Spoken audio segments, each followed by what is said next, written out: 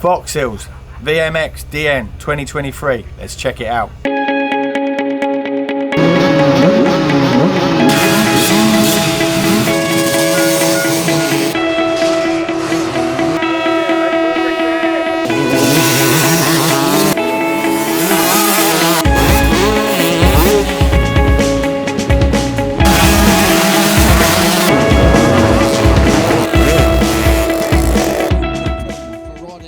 Pack start gates, listening to the bikes rip through the valley, them two stroking that sound, crowd on the side of the banks, absolutely doing their nutting with their hair horns, chainsaws revving. Foxhills is back.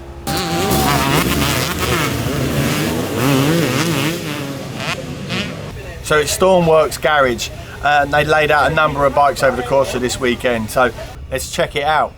I've brought 7 bikes, 2 are show bikes. There's a Y2K Coyote bike and there's Stephen Sword's old bike which I've dressed in the Designations kit graphics, and then I've got 5 bikes that are being ridden. Dave Willett's riding Zach's 250 from last year. David Gooson's riding a 250 that used to be Cooper's 2000, one of Cooper's 2000 bikes. Martin Barr's riding a 250 which was the spare bike last year. And I've got 2 125s. I've got a 1998 prototype, which is actually a 1996 bike, but I've modified it to look like the 98 prototype factory bike. And there's an FBF replica bike, which Brad Dawes riding. So that's a 125 as well. So there's quite a few here. I was initially going to ask Dave to ride anyway, and Rob to ride the prototype, which I've been building all year. And then Brad Dawes was like, is there any chance I could borrow your bike, because yours is loads better than mine? And I said, yeah, you can ride it. And then David Gooson contacted me about 2 months ago, and he said he'd just signed a Husqvarna deal in South Africa, so he needed a Husky. Have I got one, and could he ride it? And I said yes and yes. And then Martin Barr, about 4 weeks before the event, Martin Barr's ride, turns out the guy hadn't even built it, so he hadn't got a bike, and he approached me and asked me if I'd got anything he could use, and I said yeah, I've got an Husky you can use. So it's just grown out of all proportion really. Started off with 3 riders and I've ended up with 5, but it's working. It's a bit stressful, a lot to get ready.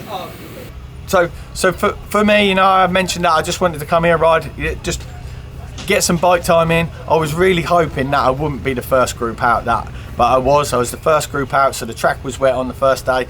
I just wanted to get some ride time in. You know, I knew that it was going to be a progression, you know, my riding would improve or progress over the course of the weekend. So I needed to get that bike time in and just kind of, you know, get some blood pumping and get the arm pump out of the way.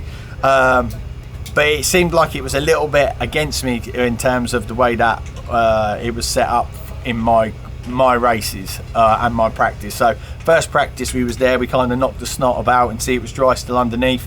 It rained perfect. The track's been perfect all weekend. It's just been unfortunate for me, unfortunately, that on the Saturday it seemed to always rain when my race was on, which left it perfect for the rest of the field afterwards. It dried up super quick, but it was just, it's one of those things where, you know, we know what the surface is like at Foxhills, and when the water does hit it in certain places, it does become slippery and slidey. But yeah, so first race, again, that was, you know, we had a rain.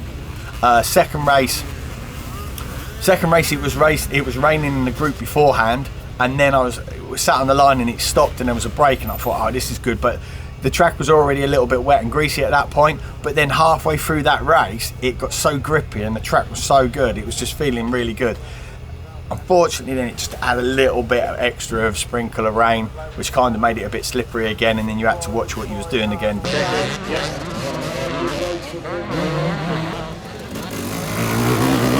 got to remember, don't forget that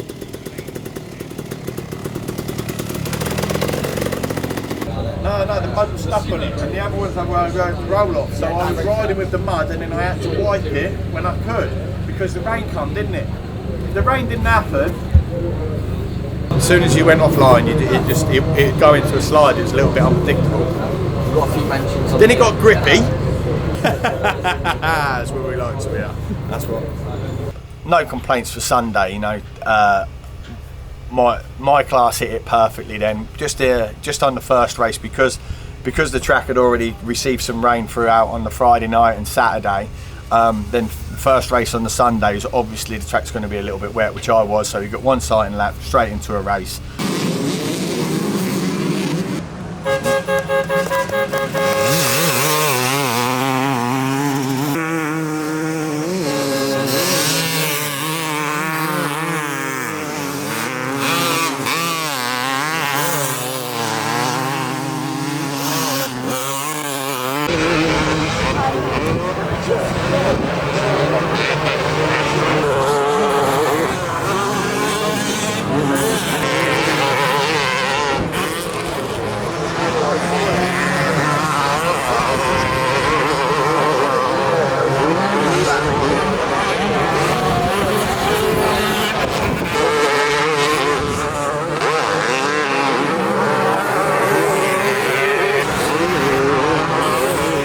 Second race, you know, that was absolutely perfect. It was prime. I'm glad that I got to ride the track that most people were kind of, or most groups were racing. You know, and that was echoed throughout most of the riders who were in my race. You know, and that race was it was cool. The track was cool. The track's been absolutely brilliant all weekend. Like just how it's rutted up and bumped up, and how you can move about, and it's good to see. It's really good to see that Foxhill's. It feels like you know, it's got a heartbeat again. Previous years, I've stood in this paddock at a British Championship, you know, and people kind of question the vision of the track and you know what it used to be, and it seems like now that's gone. You know, we all know what it is again now. It's got that heartbeat back, and it's got that buzz again. Even the British Championship this year, until the unfortunate fatality, and that's, you know, that was out of everybody's control. But that was one of the biggest, best British Championships so far, and supported heavily by spectators. So yeah, it's good to. We need like all of these tracks to be back. You know, all those tracks with. Nostalgia. It's brilliant.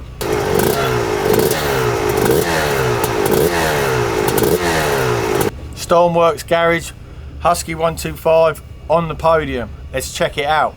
Well, I went to a private hire a couple of years ago with all these boys, and just got talking to Sonny, and then I wasn't actually allowed to ride one of his bikes that day. I was a bit precious of him, but then earlier on in the year he asked if I wanted to ride one of these, and I've always grown up watching Coyote on these and all that, and he's my hero. I thought, yeah, do that. I even thought about doing some dreadlocks, but I didn't quite have the bollocks to do it. I saw him yesterday, yeah. Me and Sonny pushed, because he's got his other Coyote bike, so we both went over, and I think Sonny nearly passed out, and then got the bike signed by him, and he had a good look round them all and that, yeah. But he's the boy, isn't he? It's a prototype, 1996. When the frame's from, but it's the prototype of the one that Coyote raced in 98. A lot of it has been remade because the parts just aren't about. It had the bare frame, but the rest of it has all been carbon, and all that has been made to order and all that, so it's a lot of time and money and effort been put into it by Sonny. So I rode it at the two-stroke festival at Sellinge, was that a month or so ago now? Yeah. I was actually quicker on that than I was on my new gas. One race I was 3 seconds quicker on it. Motor's just strong. I mean, as a full package, really, the suspension's good as well, especially for when you haven't got the big jumps and stuff like that. You've got so much more feel everything that's happening under the wheels, and it just gives you more confidence to hold it open.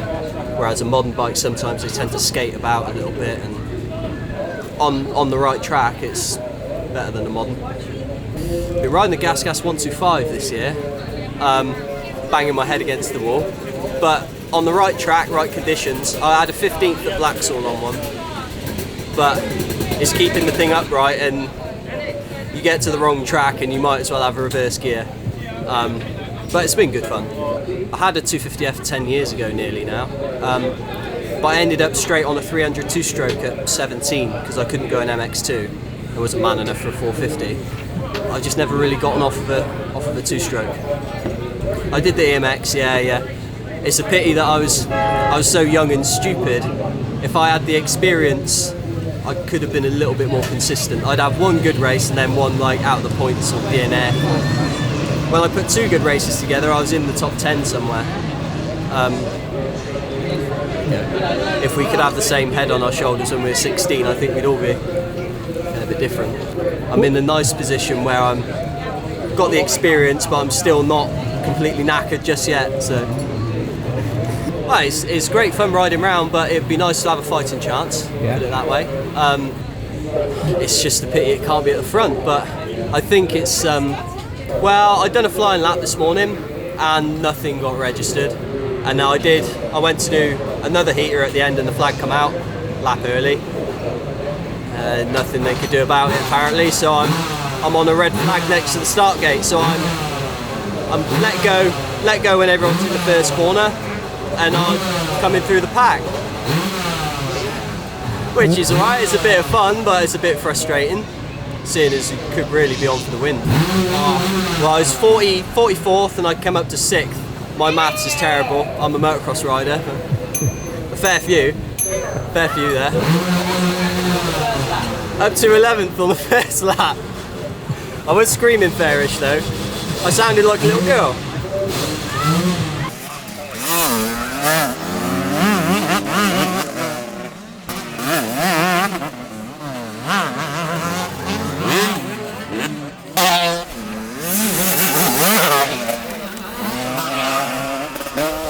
Had a few people come up to me and say about my ride so far, so at least it's getting noticed. So I was started next to the gate.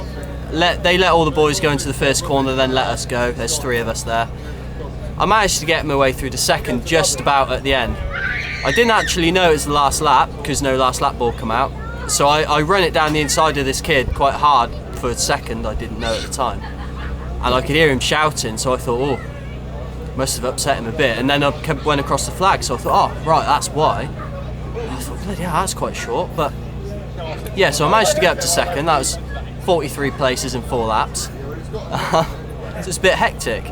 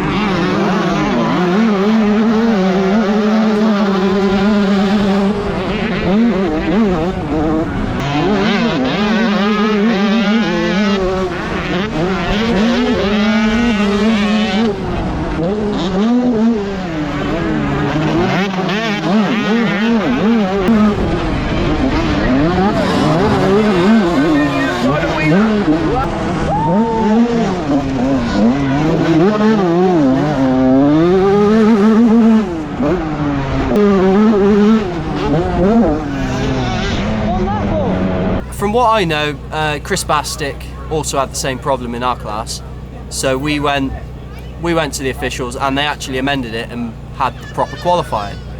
A few people, what I couldn't work out was they were like quite far down the order, got all funny about it. And anyway, we went off the start and we were first gate pick, and I ended up second because I hadn't been into the first turn in anger, so I ended up out in the weeds, but I ended up second.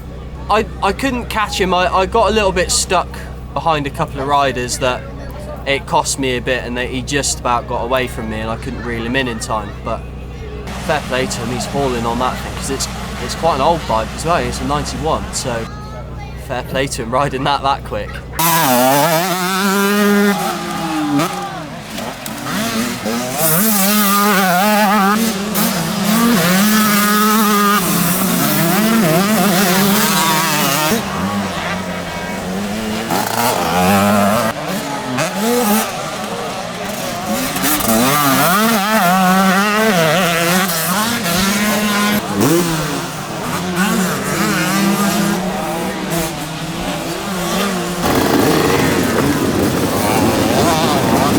Last race I was back to 44th gate pick again. Were you? Yeah. I was back to 44th again. I'm not really sure why. Before we went down to the start, a boy 10 places down from me stopped everybody and let me go a bit early. So I had probably about 30th gate pick. So I was somewhere near, and I nearly pulled a holie from there, and then got into the lead within the first couple of corners and just checked out like I should have done all weekend. I was angry. So I got my head down like I was in the races before, and just pulled a bit of a gap, and once I saw I was pulling a gap, I thought, oh, I can start playing now. Now firing their way across the line.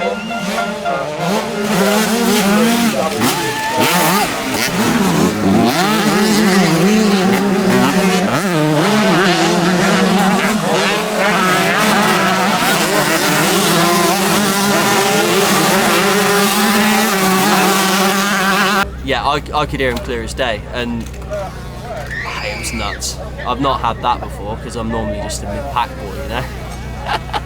But to have that many people shouting is incredible, yeah.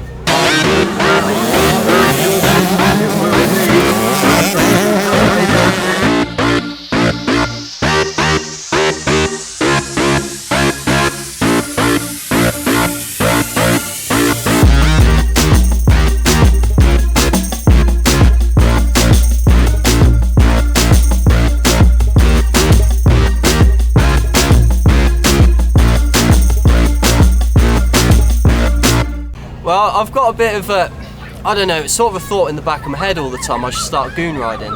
So I pulled a few air wheelies here and there, just, I thought I'd just have a bit of a wind up really, and I did manage to do it on one of the biggest jumps on the track the last lap, and just thought, right, I've pushed my luck too far now, I'm just going to cruise around to the finish. Ladies and gentlemen, please put your hands together for Rob Holyoake!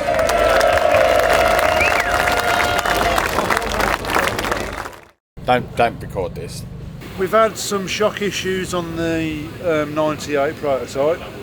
The bearing went on the top of the one. We've swapped it for a different shock, and that's blown.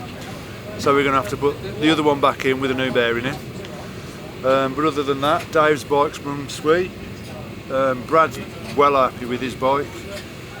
David Gooson's really happy with his bike. So yeah, it's all good. It's taken me 12 months to get to this point with everything. Two of the bikes were original. They've just been modified and tweaked, but the others have been built from scratch. So frame to the finished product. I've had to have a lot of stuff made. Some of the stuff broke and you can't get it anymore. So I've had to have it made. The carbon fibre stuff, I found a company local to me that were really keen to get involved with the prototype project. I'd got an airbox, a seat base and one side panel, but I hadn't got the rear fender. Well, I'd got half a rear fender and no exhaust side, but they managed to match it and make a rear fender as well. It cost a lot of money, but I think you'll see from the product that it was worth the effort and the money. I mean, we planned on testing at the Two-Stroke Festival at Sellinge. That was a month ago. We'd always planned to test there with Rob's bike, because that was the biggest unknown really, because it was so heavily modified. Most of the frame's new. The swing arm's been tweaked a bit. The engines, the bottom half's 2000 casings. It's got a factory gearbox and some other factory bits inside it. The cylinders are 2006 cylinder. The head's a 99 head. So there's a lot of modifications I've had to go to get it all work together. But I think it's really strong. Oh, and the radiators, I've had to modify the radiators. Coyote ran thicker and taller radiators, so GMX had to sort those out for me. So the money's right, I'll sell them, but I'm just enjoying it at the moment. There's always a practice day at Sellinge later in the year, isn't there? Or I can get it out and give it some stick. I'd have to change the suspension though, I'm a bit heavier than Rob. I'd have to change the jetting as well, because I'm not I don't twist the loud handle as far either. what an event. It's been absolutely an awesome 2 days. I came Friday, just straight off a holiday. Enjoyed this weekend for a number of reasons. The track's been absolutely insane. The atmosphere's been great. I got 2 7ths, should I say, I got a 7th, a 5th, a 7th and a 6th in the results. But for me especially, you know, I come away, or should I say, I come to this event with my 2 kids and my mum and dad. So anybody that knows me previously or from the old days, you know, I always did the racing with my mother and father, and it was real nice to do that again. The last time that I was at Foxhills was 2010, which was a British Championship, and you know, I'm here again now with my 2 boys, Freddie and Reggie, and also, you know, Nan and Grandad, and it's been pretty cool. Bikes have been on point all weekend. Storm Garage absolutely smashed it out of the park, you know, with all of their bikes, if I'm being honest. So it's Storm Works Garage, and they laid out a number of bikes over the course of this weekend. So real good atmosphere, really enjoyed it. Big shout out to everybody involved. It was good to see, you know, Rob's family helping out, mucking out and doing bits. Also as well, Richie and his missus Tammy were absolutely brilliant support all over the course of the weekend. We didn't have a jet wash, you know, they were there scraping the mud off, cleaning the bike off, old style, and it was just good. It was what it's all about. For me, the event itself, if I'm kind of looking at the event itself, now that I've mentioned that I had a good weekend riding, you know, I always believed that it lend itself to more like off the couch kind of races, which it does, but this over this weekend it definitely had the element of the professional riders as well. So that's probably, you know, that's a good thing. It seemed like they certainly had a good time as well riding around, and watching that racing was brilliant. The racing throughout all the classes was brilliant, not just the team one, but the team one was especially good. And you know, again, I totally get that when spectators are paying good money to come and watch, you know, they do want to watch some good riders as well. So yeah, it was really good. It's going to be good to see this event move forward. What happens with this event, you know, there's rumours circulating to it evolving even bigger and better. So yeah, the future looks bright for British motocross, certainly in the vet scene, and the old 2-stroke scene, which is great. You know, that atmosphere that the crowd produced, never just from watching the racing, was throughout quite a few of the classes was good. I mean, even me getting a cheer on there, you know, when I was riding around a bit and through the air, everyone's going, it was quite nice, you know. But all in all, this weekend is definitely something, as it did do last year, it's something that produces a buzz again in the UK. And last year we kind of went from this, we went to Farley. Farley was a real good event as well. Spectator wise, it didn't have the same numbers, but it certainly had the same numbers, if not more, in terms of rider support. The World Vets was the weekend before this one. That had a high rider support as well, and you know, we've heard nothing but good things report back from that. So it's looking really good at the moment for British motocross, and this is where motocross all started here in the UK, and we need to continue that buzz. So yeah, I'm happy to be a part of the event over the course of the weekend, and as I've said, it'd be good to see what happens moving forward.